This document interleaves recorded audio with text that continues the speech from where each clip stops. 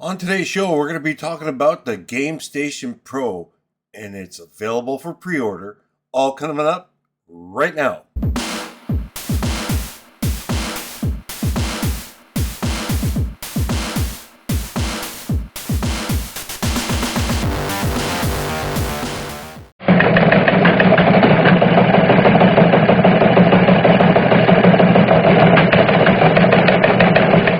Good morning, everybody, and welcome to Dadisajoke Retro Rockin' Gamer episode 94 of the Weekend Report. And I hope everybody had a good week. It's been kind of a little crazy for me with work and stuff like that, but other than that, I am surviving. So there isn't a ton of news coming out. Oh yeah, coffee time, guys. Don't forget the coffees, okay?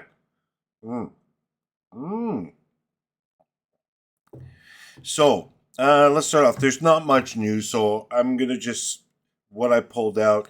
So the Activision cart from Evercade, the Activision Collection One feature.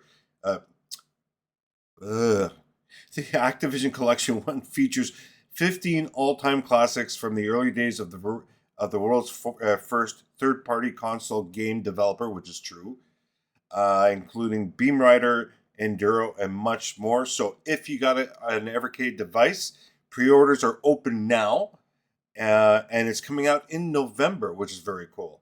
I mean, I'm hoping that this is a pretext to stuff more stuff coming out, not just from Evercade, but from Atari.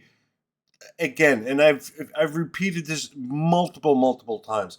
Wouldn't you like to see modern carts of the Activision games? Pitfall, Enduro, Pitfall 2, you name it, right? Just modern carts of the Atari, because I know they will sell well. I mean, they sold well back in the day because Activision just knew how to make Atari 2600 games. They did. They were awesome. And the with the team that David Crane created, they're all fabulous. They were able to, squeeze as much power out of the 2600 and give us all these amazing games. So I'm hoping this will lead on to other stuff, and I'm really excited about that. What else is there? Oh, there's something interesting. I'm going to read you guys a little thing. So I don't know if you guys have seen this, but there's a new blog post for the Vectrex Mini that's come. Yeah, the Vectrex Mini in the media for September 2025. So let's see what they say here. And it's interesting, and they are surprised more than we are actually. Since the announcement of the Vectrex Mini and the presentation of our first prototypes at Gamescom, the feedback has been overwhelming. Yeah, no shit, guys. When you come out with something like this, yeah, it's going to raise a lot of eyebrows. The shares on social media have truly moved us as they show real enthusiasm for the project. Again, no shit, Sherlock. We are closely following everything that is written or filmed about the console, and we want to share with you the article, videos, and interviews that might interest you. Okay, so in the specialized press, just days after the announcement, several major sites covered the Vectrex Mini, among them Time Extension, Oz Retro Gamer, Retro Dodo, the Games Radar Plus, published detailed articles. And let's see, internationally, the media coverage hasn't been limited to English, French, German, Japanese, even Finnish websites shared the news. This diversity shows that the Vectrex Mini reaches an audience far beyond our borders. Again, no kidding. After Gamescom, many people had a chance to discover the prototype at Gamescom. The first real world trials resulted in detailed reports, often accompanied by direct impressions right after hands-on testing. This is particularly rewarding for us since nothing beats trying it in person and truly understand what the aiming to recreate with the Vectrex Mini. And last but not least, the adventure continues 3 months after August and September 2025. Have been especially busy and exciting. Seeing the Vectrex Mini features in so many outlets across different formats and multiple languages is a wonderful reward for the entire team. Thank you for everybody who shares the updates and supporting us. We'll keep sharing each important step of the adventure for you. Now you can sign up for their Kickstarter campaign if you want to contribute to them. This does not look like one of those flash in the pan bullshit retro devices that are coming out that they promise the world but they deliver nothing. Now that there's the Vectrex Mini, there's actual devices out. It's just getting money to mass produce it, and away they go. So I mean, and I said this before. That is a huge deal for somebody to take. Like, nobody expected it when I first reported the news. It was like way over. Like, what? A Vectrex Mini on top of that, Bluetooth, what's it called, a controller and stuff like that. Small little screen, tiny little thing. Vectrex, bleep, bleep, bleep, pew, pew, pew.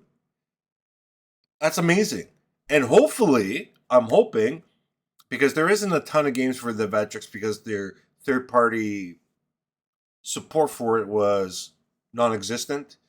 But I'm hoping some homebrew people will be out there creating games for this and to expand the universe of the Mini. I think that would be very cool. So if you're an indie developer out there, look, man, Vectrex, lots of retro gamers out there, lots of all us Gen X old guys would love to have something like this. So if you're a developer, man, here's a good opportunity. Anyway, that is it for the Vectrex Mini. And let's get to the GameStation Go. What did I want to read? Was there anything here extra? Okay, so the My Arcade GameStation Go is back up for pre-order on Amazon. It's funny because one of the controllers, it wasn't the full-blown controller with the actual joystick and stuff. It was the other one with the little gamepad. And I noticed it also on Amazon Canada. That was available for pre-order. 2 days later, it disappeared. I was hoping to wait for the GameStation Go to come out for pre-order on Amazon, grab that, and maybe grab that controller or the full joystick type of thing. So they all disappeared. But at least now, Amazon in the US does have it for $179.99. 200 plus video games built in, including Pac-Man, Atari Recharged, I guess all their Recharge games, and Balls of Steel. You know, when you're not feeling well and they feel heavy down there, same type of idea. So, I mean, that's very cool. Now, and also a lot of people are starting to call it the Nintendo Switch of retro gaming. This thing is blooming into something bigger than I think a lot of us have expected.